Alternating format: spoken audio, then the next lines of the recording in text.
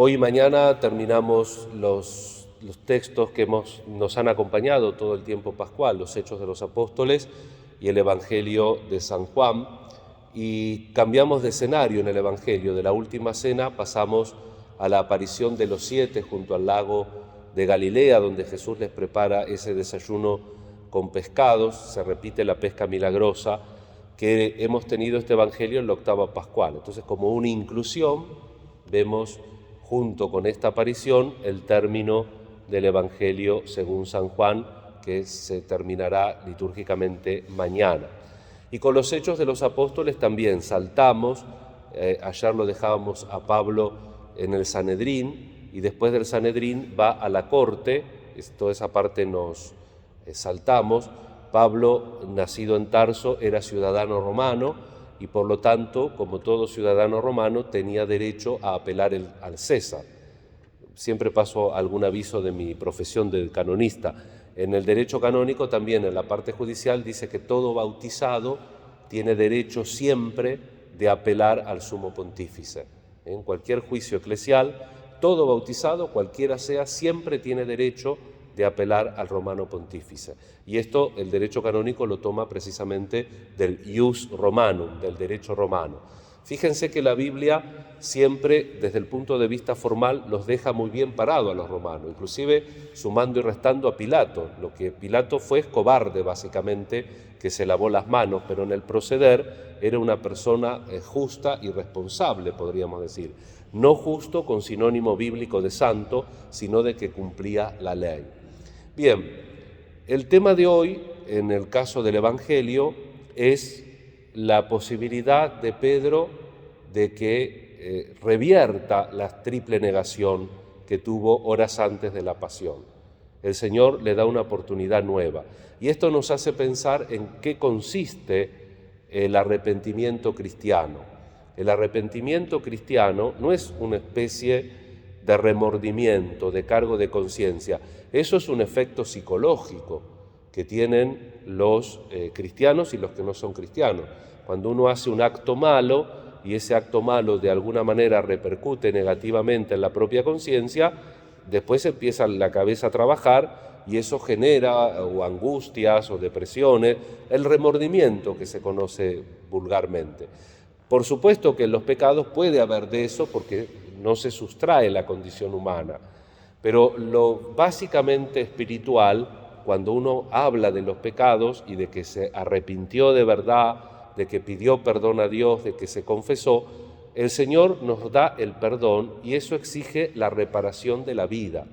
Y siempre es hermoso el ejemplo de Jesús con la pecadora que fue sorprendida en flagrante adulterio. Jesús le dice: ¿alguno te acusó? Yo tampoco te acuso, pero en adelante no peques más. Cuando un cristiano está verdaderamente arrepentido y tiene precisamente dolor de los pecados, cuando decide no hacerlo más, ahí se verifica. Después uno tendrá o no remordimiento en sentido psicológico. Esto no es muy importante. A ver, si causa una intranquilidad a la persona, hay que tratarlo, ¿no? Con consejero o con psicólogo o con psiquiatra, con lo que sea. Pero lo propiamente cristiano se apoya en la voluntad. Vete y no peques más, dice Jesús. ¿Cuál es el verdadero arrepentimiento? Mi cambio actual de vida, no hacerlo más, el famoso propósito de enmienda. Y aquí Pedro tiene la ocasión de hacer su paso adelante, dejar atrás la negación y decirle por 3 veces al Señor: sí, te amo, fui cobarde, ahora trataré de ser valiente. Como todos, tratará, pero sigue adelante, continúa su camino. Y en ese oficio de amor, Jesús le encomienda apacentar a los corderos, a las ovejas y a las ovejas. Tiene que apacentar. El oficio de Pedro, todo oficio en la Iglesia, en definitiva, es un oficio de amor. Y por tanto también es un oficio de sacrificio, porque lo que le dice Jesús a Pedro, la tradición, tanto los padres como los teólogos modernos, lo entienden no solo como un anuncio de cómo iba a morir Pedro, sino también de que cuando uno tiene un oficio pastoral, tiene una tarea apostólica, siempre esa tarea apostólica es resignar algo de lo propio.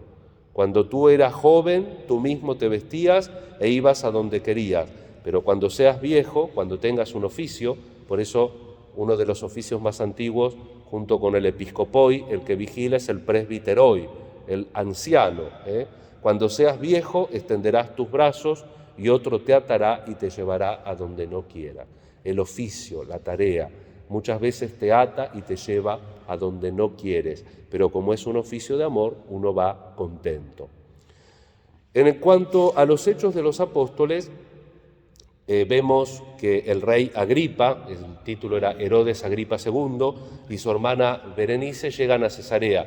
Por eso este texto lo podemos situar en torno al año 59. Siempre al al procurador Festo, anterior era Félix, que fue con el que tuvo el primer encuentro San Pablo, se lo sitúa entre el 65, más o menos entre el 55 y el 61.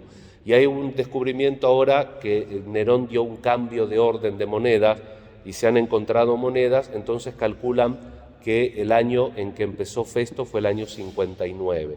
Estamos en el año 59, por eso el rey Agripa y Berenice, la hermana, lo van a visitar. Y esto es lo que yo siempre cuento y que es lo importante. ¿Cómo nuestra fe puede ser vivida desde el amor y por tanto también desde la entrega y del sacrificio? Si entendemos que nuestra fe no es sobre un libro, sobre un hecho histórico, sobre una ideología, sino sobre una persona que está viva. Es muy singular lo que dice Festo. Dice, yo pensé que iban a traer algún delito consistente, y no, son discusiones religiosas. Yo elijo esta traducción. De un difunto llamado Jesús, que Pablo dice que está vivo. Y este es el corazón de la fe cristiana dicha por un pagano. Nosotros tenemos que entender esto, todo el tiempo pascual, toda la vida de la fe, desde que fuimos injertados a Cristo por el bautismo, es entender esto, que Cristo está vivo, que el resucitado sigue vivo, que sigue conduciendo a la iglesia por el Espíritu que lo dejó. Les conviene que yo me vaya, si no, no les enviaría el Paráclito. Es lo que vamos a celebrar el domingo. Y por tanto, las celebraciones no tienen que ser mero rito, sino la experiencia vital de que nosotros nos encontramos con un Jesús vivo, para que nuestra religión no sea formas, nombres, preceptos, discusiones, sino que nuestra religión sea seguir a este Jesús que es el viviente y que, como Él dijo, está con nosotros cada día hasta el fin del mundo. En este día viernes también pensemos en el Sagrado Corazón, que el Señor nos contagie ese sentimiento para que seamos capaces de expresarle nuestro amor, y ese amor siempre se vuelve como cuidado de los otros, ese amor siempre se vuelve apostolado, ese amor se vuelve entrega y cuando se requiere también sacrificio.